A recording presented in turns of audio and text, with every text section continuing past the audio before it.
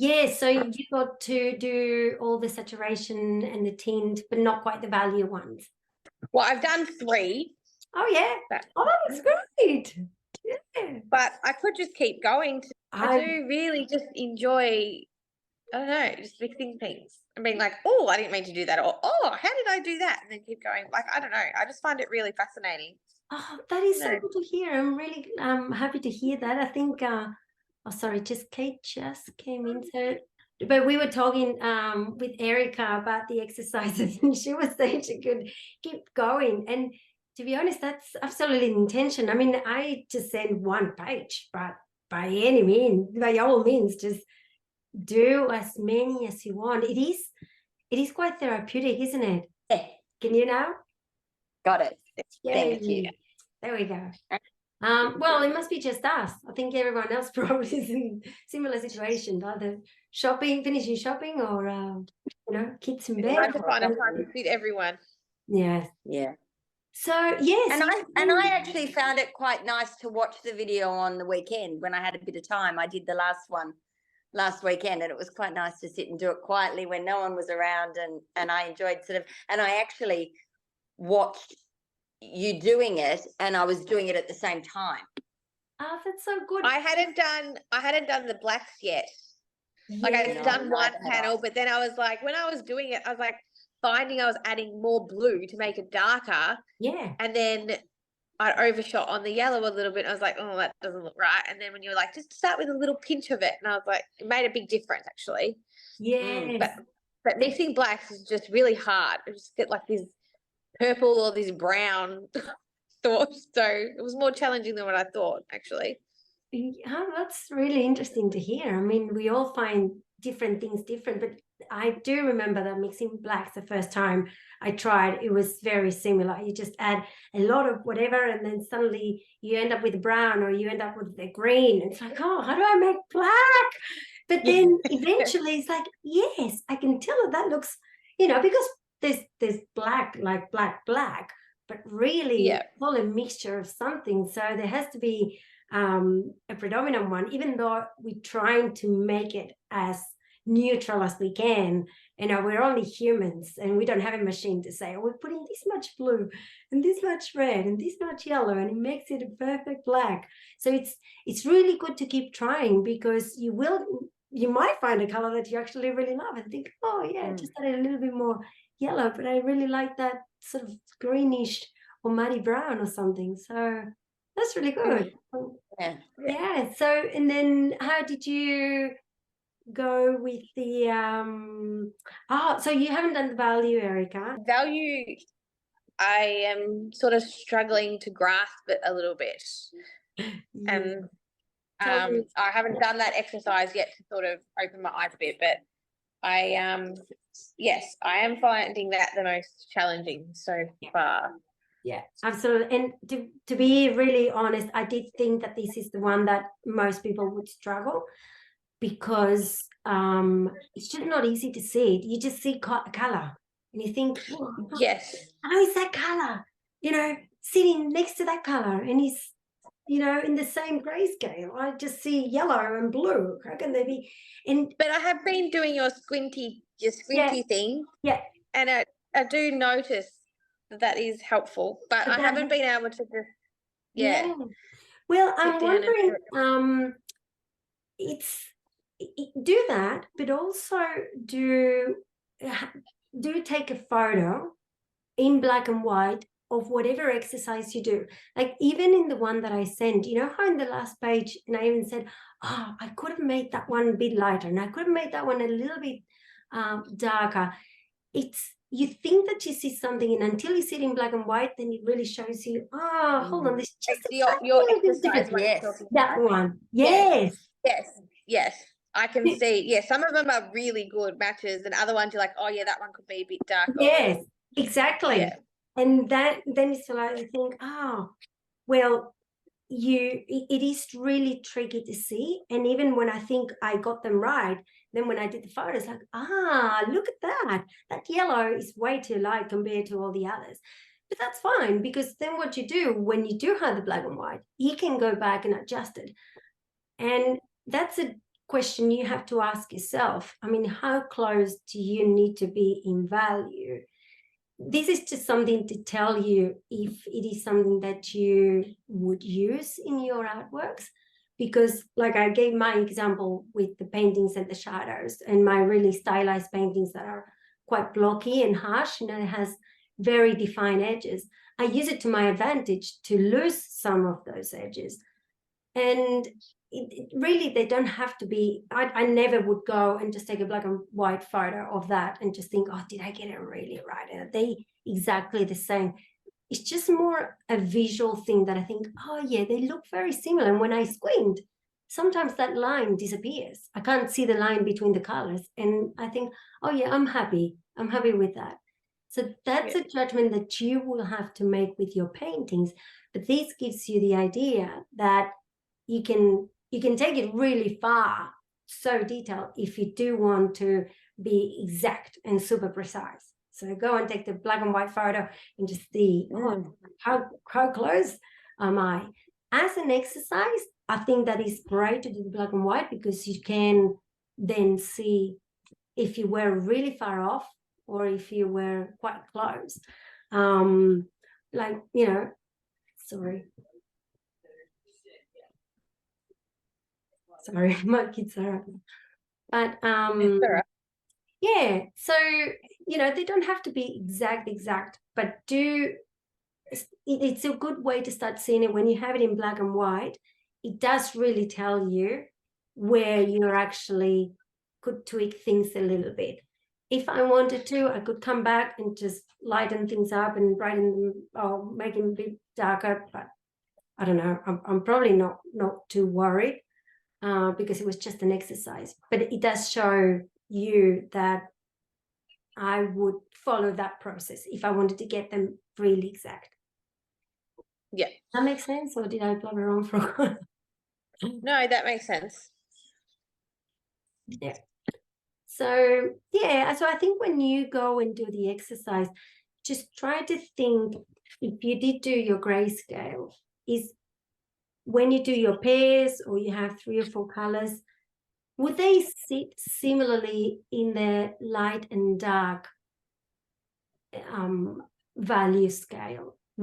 Is this one, like you were saying, when you squint and somehow, you know, you can see that it's just one block, and it's not, it is hard. I used very opposite colors in a lot of the cases. You don't have to do that, but just try to see if you add, say, a red and then an orange next to it, and can you make that orange be closer in lightness or darkness to that red? And the same with, say, 2 greens, or a green and a blue. A green and so blue. you just look at a picture and you just pick 2 similar colors and you try and make them the same value. Is that right? Well, with the pictures, what I was trying to do is for you to go and say, go on Pinterest or go in your photos and have a look at the overall and think, so with the examples that I say with George Brack one, and you can see the yellows are not too dissimilar. I think it was like a grayish color or a creamy color. That was great. Yeah. Yeah, they're sort of in the similar value. So you go and you look at an image and you try to analyze what colors would sit closely in, say, in sort of, I don't know, this level of darkness. Are there any colors that sit there, or are all colors super dark? Are all colors really light? And have that understanding of, is the image that you're looking at, are there big contrasts, or is it all mid-tone? That's what I'm trying to see with value. And you could you see it in Monet's one, where it's all very, they're really no.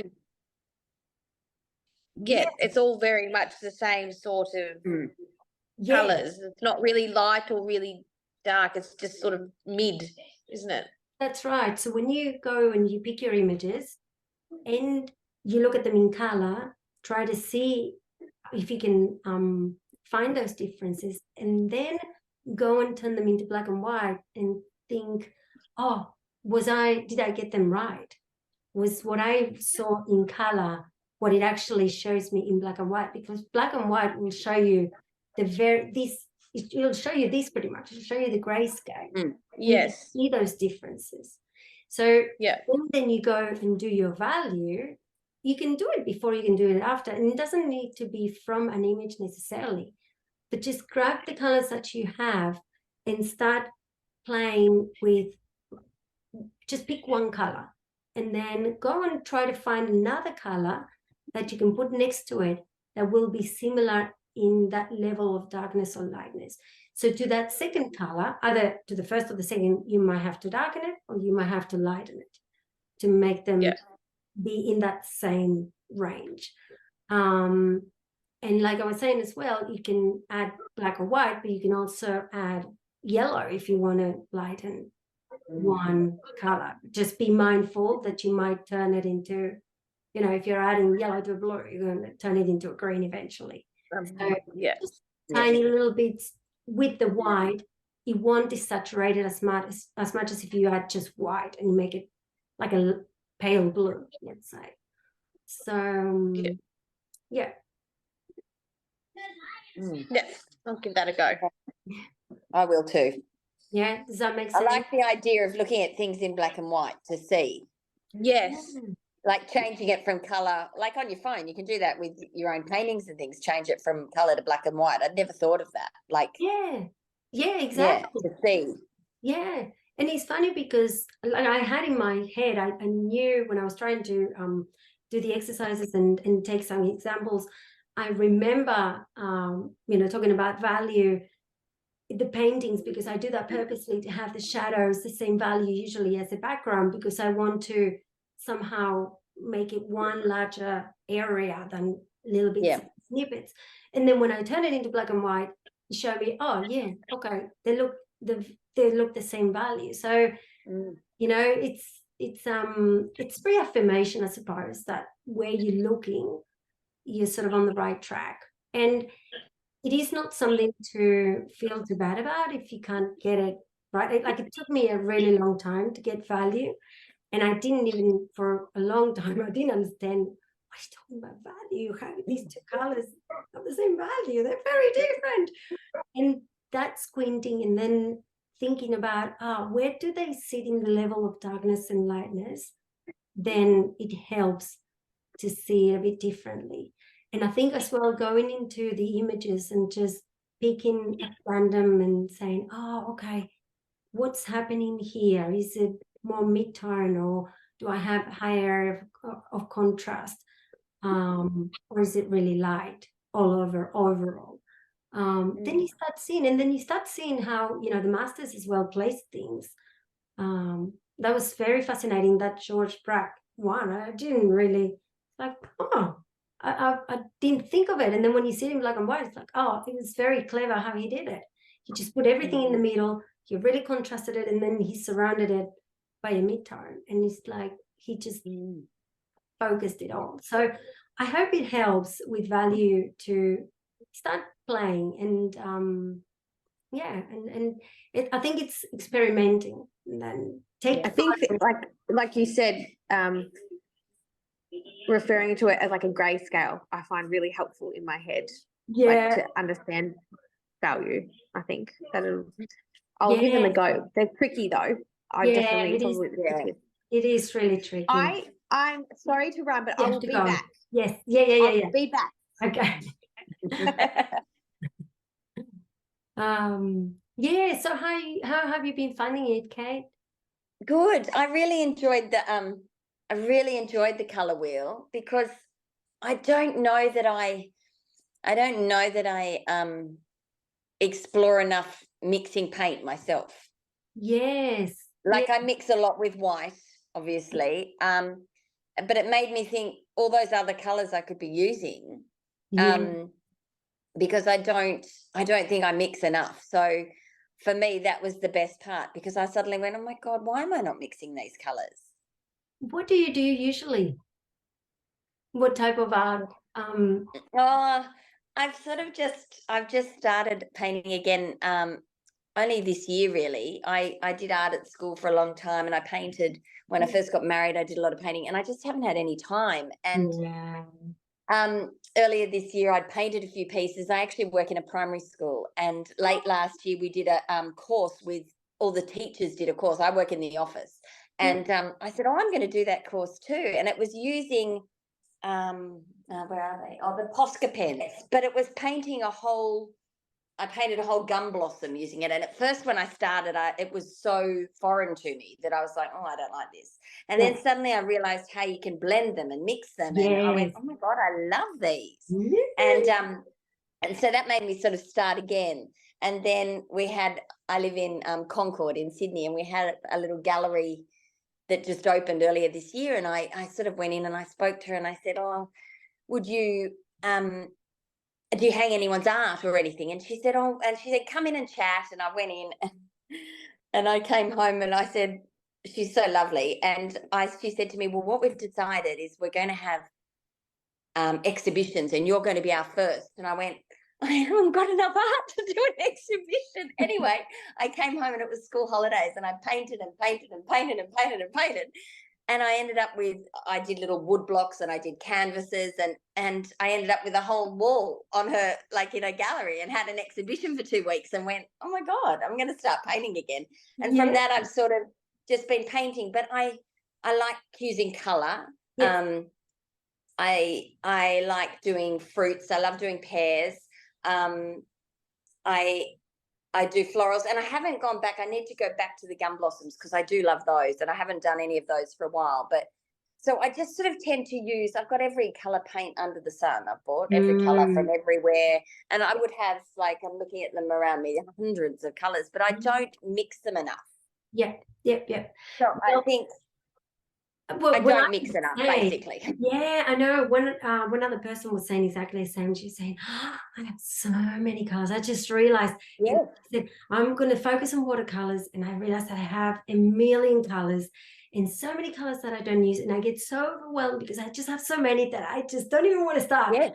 And it's like, well, maybe what you could do is just constrain your colors to 3 primaries. That's what we did, the wheels, and we did not just one wheel, but many wheels. So if you do have a lot of reds, if you do have a lot of blues and a lot of yellows, go and explore, like do, I don't know, 1,000 wheels if you want to, because it'll make you realize, oh, when I mix this red with this blue, look at the purple that I get, or look at the green that I get with that other one, and you start seeing the wheels and you think, oh, actually, I love that color there, but then I love that how it mixes the oranges here. Once it clicks, it's like, that's why I don't get that. That's why I can get that. To me, it's an eye-opener. But it starts seeing it with the wheels, and then when we go to warms and cools, some things might start going, now I can see how I can use that color. And then later on, when we go and you will do your own charts, like the ones I sent you, you'll pick your colors. You go to your wheels, or you go to your images on Pinterest, just think, oh, I actually love this artwork. I wonder how they did this red. And, red can be red out of a tube, or it could be red mixed with yellow. Like I mix a lot of my reds. Yes. Be a red mixed with a tiny bit of blue, or with a tiny bit of brown, or burnt sienna. So you're just gonna go and then add, maybe, if you have an orange, you just start adding orange. But you will start thinking, I don't probably need to grab that. I just mix my own. Yes. I realized that I had too many colors. I realized by doing it, I have too many colors. Like I used, like there's just too many. I need to get rid of half and just have like a handful. Yes. Usually I have about 6 colors. That's all I use in all my paintings. And that's thousands and thousands. I don't know how many colors you can get, but it's ridiculous. And I would never even use it. But now that I'm confident with color, I'm happy to add all those other colors that I didn't before and that I was Yeah. scared to use. So Yes. it's And I think that's been the greatest thing I've like learned so far, is that I can make the colors, because often I'll get a color and I'll think, oh, I don't even like that color really, and then I'll add white to it, and then I'll sort of darken it and lighten it, and I'll go, oh.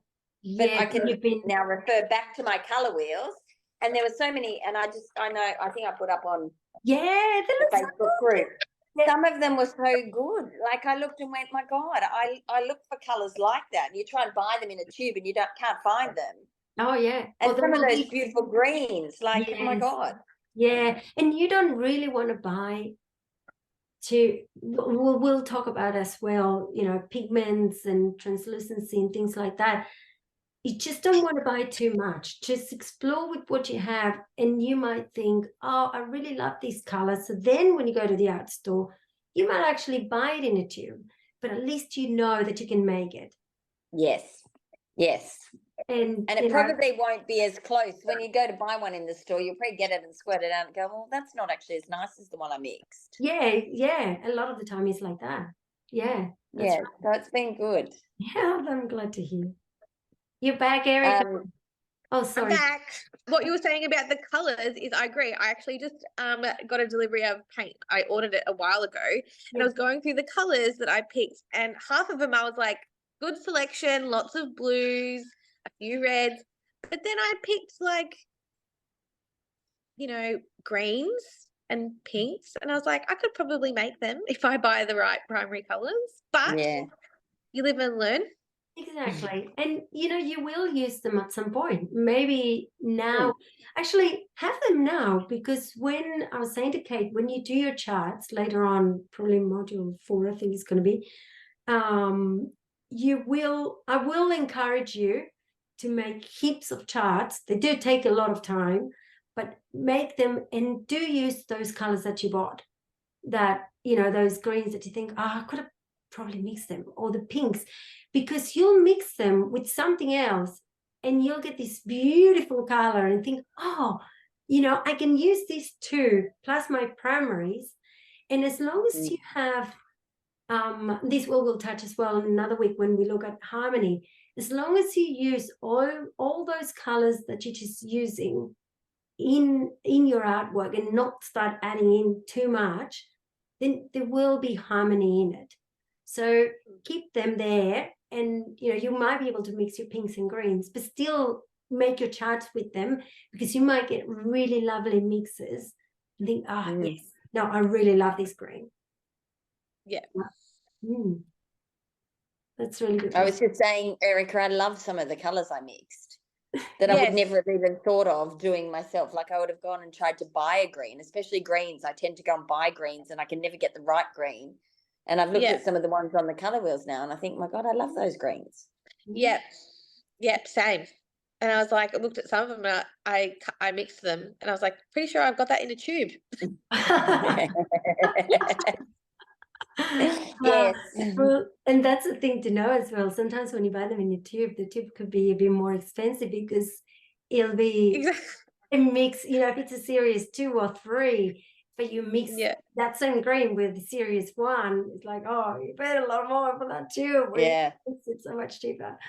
Absolutely. Yeah, no, that's really good. But like, even with the color wheels, some of I don't know if you found this, Kate, but when I was doing my purples, depending on the color reds that I used, were you getting like a brown? Yes, I got, yes. Like, some of them are brown, and I'm like, that's a weird purple. So with a really red, so I was using Napthol red or whatever it's called. Yes, and that was what I was going to say. Napthol red, I got a brown.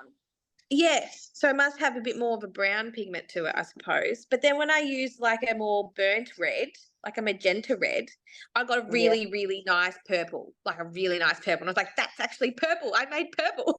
Yes. Well, have you? Yes. Yes, start writing that down in your notes on your wheels, and on any exercises that you do, or even on different notepad. I don't know if I've written much, but this used to be like my charts. And, you know, I just started as well, and then just adding and different colors that I've been doing. And when we talk next week about warms and cools, hopefully looking forward. you'll go, it's brown, because red and blue don't always mix purple.